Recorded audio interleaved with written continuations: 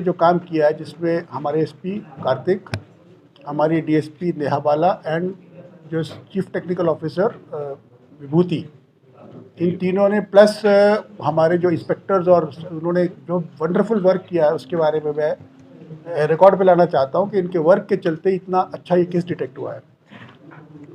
तो अभी कुछ दिन पहले हम लोगों ने एक और प्रेस कॉन्फ्रेंस की थी जिसमें हम लोगों ने बताया था कि योनो ऐप का क्लोन बना करके लोगों के पैसों को साइबर फ्रॉड के माध्यम से चीट किया जा रहा है। तो उसी कड़ी में आज 3 लोग और पकड़े गए हैं, कल पकड़े गए हैं, ये गिरिडीह से पकड़े गए हैं और रिकवरी के रूप में एटीएम कार्ड, एक पैन कार्ड, 2 आधार कार्ड और 8,29,550 8,29,550 रुपीज़ कैश रिकवरी हुई है। तो it's a very good recovery of cash also. लेकिन इस केस की इम्पोर्टेंस सिर्फ कैश से नहीं है, इस केस की इम्पोर्टेंस इसलिए है कि इसमें जो भी लोग पकड़े जा रहे हैं वो लोग they are the developers of the apps. तो ये लोग जो है ये एक, जैसा पिछली बार भी मैंने बोला था, ये लोग एक तरह से यूनिवर्सिटी खोले हुए हैं। यार ये कौन डिस्टर्ब करते रहता है, इन लोग को अकल नहीं है। तो ये लोग एक तरह से एक कोडिंग का ये क्या करते हैं, ये लोग कोडिंग के माध्यम से छोटी छोटी ऐप्स बनाते हैं जो कि देखने में बिल्कुल स्टेट बैंक की ऐप, योनो ऐप से मिलती जुलती हैं। फिर ये क्या करते हैं, उन ऐप्स को ये लोग दूसरे गैंग को बेच देते हैं 2,000 रुपया, 2,500 रुपया, सिर्फ मिनिमल अमाउंट 2,000 रुपया पे। जैसे इन लोगों का क्या है कि 100 आदमियों को 2-2 हज़ार करके ऐप को बेच दिया।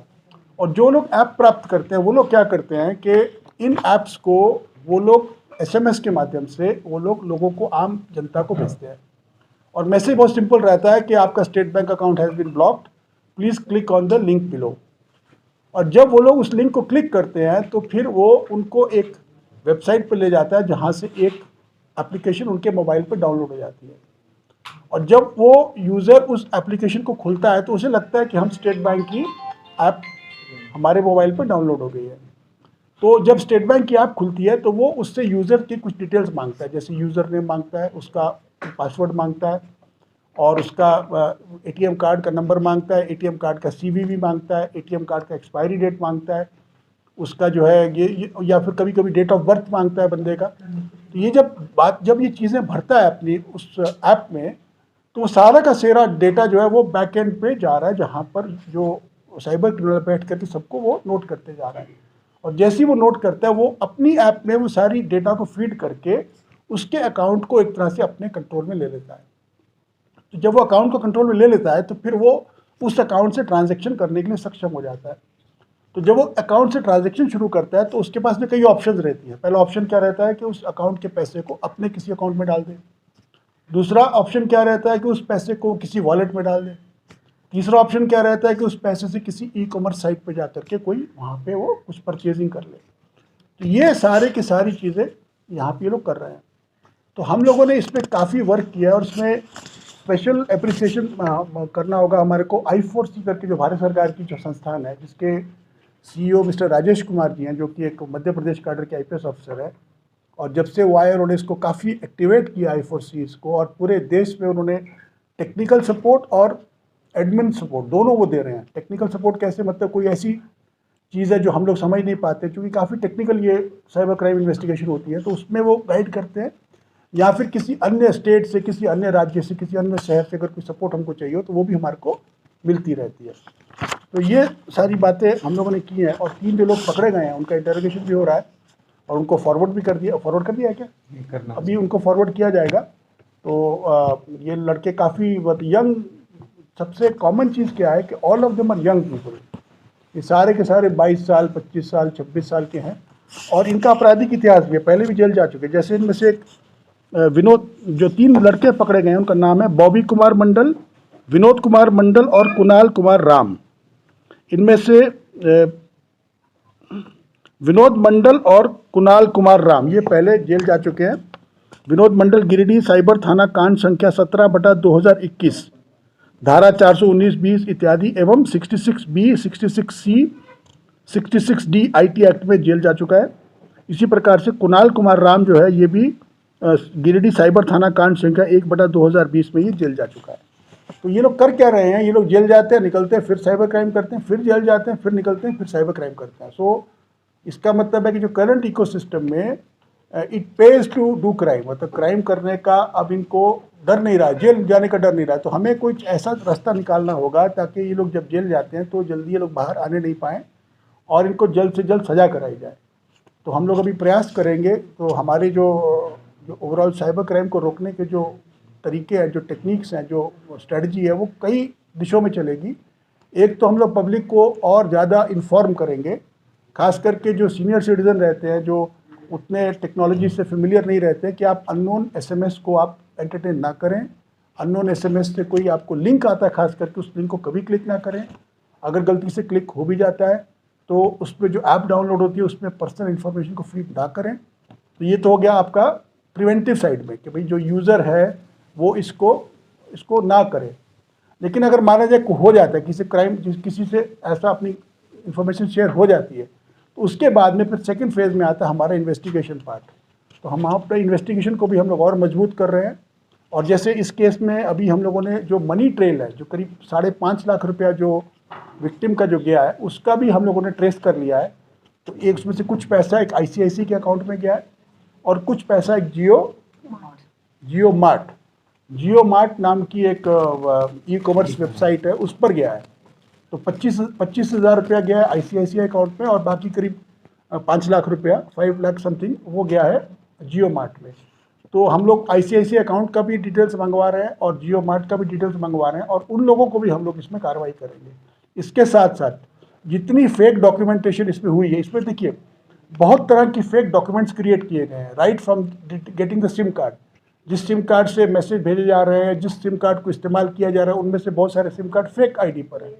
जो बैंक अकाउंट्स जो लोगों के क्रिएट किए जा रहे हैं वो भी फेक आईडी पर है। जो गूगल पर जो अकाउंट्स बना करके जहाँ पर ये एपीके फाइल्स को अपलोड किया जा रहा है वो भी फेक आईडीज़ पर है। तो एक फेक आईडी का बहुत बड़ा रोल है इस पूरे साइबर क्राइम में। हम लोग सारे फेक आईडीज़ को आइडेंटिफाई करेंगे। उसमें फेक आधार कार्ड्स हैं, उसमें फेक वो भी और क्या फेक डॉक्यूमेंट्स हैं, वोटर आईडीज़ फेक है उसमें। तो बहुत तरह के फेक आईडीज़ यूज़ किए गए हैं, उनको सभी के हम लोग आईपीसी में अलग से एफआईआर्स करके उसमें भी हम लोग कार्रवाई करेंगे।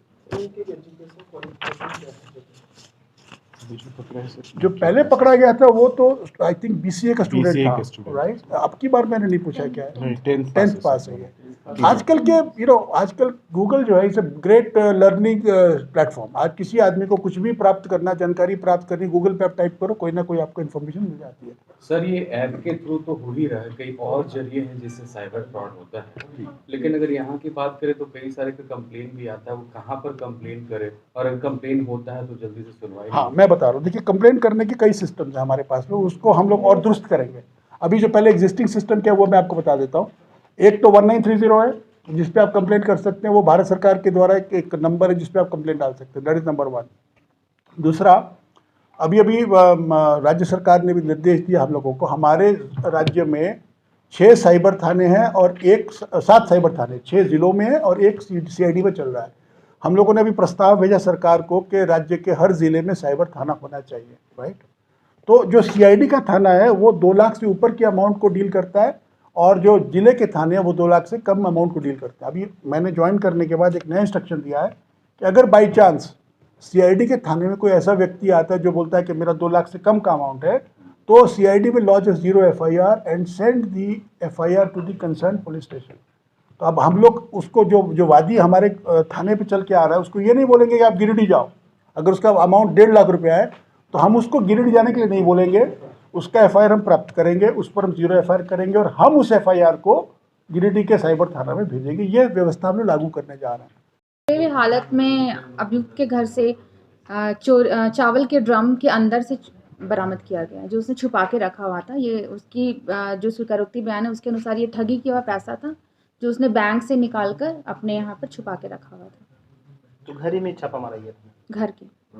मैम, आप लोगों के लिए चुनौतियां बढ़ रही हैं क्योंकि पहले साइबर क्राइम का कनेक्शन जामताड़ा होता था, अब हस्टिंग्स बोकारो से, गिरिडीह से, जमशेदपुर से भी हो रही है। तो क्या लगता है सिर्फ जागरूकता से इसे रोका जा सकता है? क्योंकि जागरूकता तो मीडिया भी फैला रही है, सीआईडी भी काम कर रही है, लेकिन फिर भी साइबर ठग अपने मंसूबे में कामयाब हो रहे हैं। तो क्या हो सकता है मैम?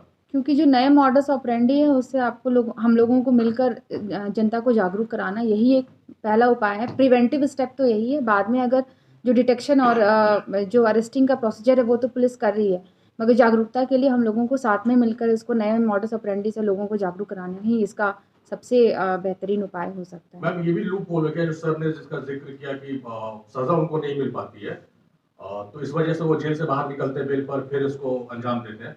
तो पुलिस चार्जशीट या सजा दिलाने के बिंदु पर इतना सशक्त होकर काम करे कि वो जेल में रहते ही उन्हें सजा हो जाए। इसके लिए हम लोग और क्वालिटेटिव इन्वेस्टिगेशन करने का कोशिश कर रहे हैं, क्योंकि अपराधशाली में भी चेंजेस आ रहे हैं। उसमें देखिए ये क्या है ना कि ये जो आपका सवाल उठाया बड़ा वैलिड सवाल है सर तो इसमें क्या है कि हमारे जो आईओज है उनको साइबर क्राइम की इन्वेस्टिगेशन काफ़ी टेक्निकल इन्वेस्टिगेशन है, जो कि एक आम पुलिस अधिकारी जो कि जिसको इंजीनियरिंग की डिग्री प्राप्त नहीं है, जो टेक्नोलॉजी को बढ़िया से समझ नहीं पाता, कभी कभी उसको दिक्कतें होती है। तो हमें ज़रूरत है कि हम अपने अधिकारियों को और बढ़िया से ट्रेन करवा करके उनको और कॉम्पिटेंट बनवाएं, ताकि जो भी क्राइम का आप इंडिया में आप देखेंगे तो मैक्सिमम सजा जो है 3 इयर्स के अंदर ही है। तो कोर्ट में ये लोग बेल अप्लाई करते हैं तो कंडीशनल बेल में ये लोग बाहर आते हैं, तो जैसे बाहर आते हैं तो they are into it again, वो ये हो जा रहे हैं।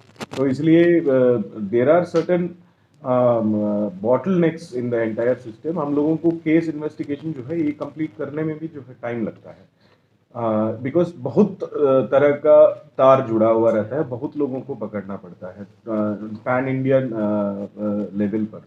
तो इसलिए जो है मेनी टाइम्स पार्ट चार्जशीट होती है, तो उसमें जो है तब तक जो है उनको बेल्स भी मिल जाता है। सर प्रधान सर जब थे झारखंड में, तो मुझे याद है sir CCA, correct me if I am wrong sir, CCA का प्रस्ताव वो ला रहे थे, तो जिस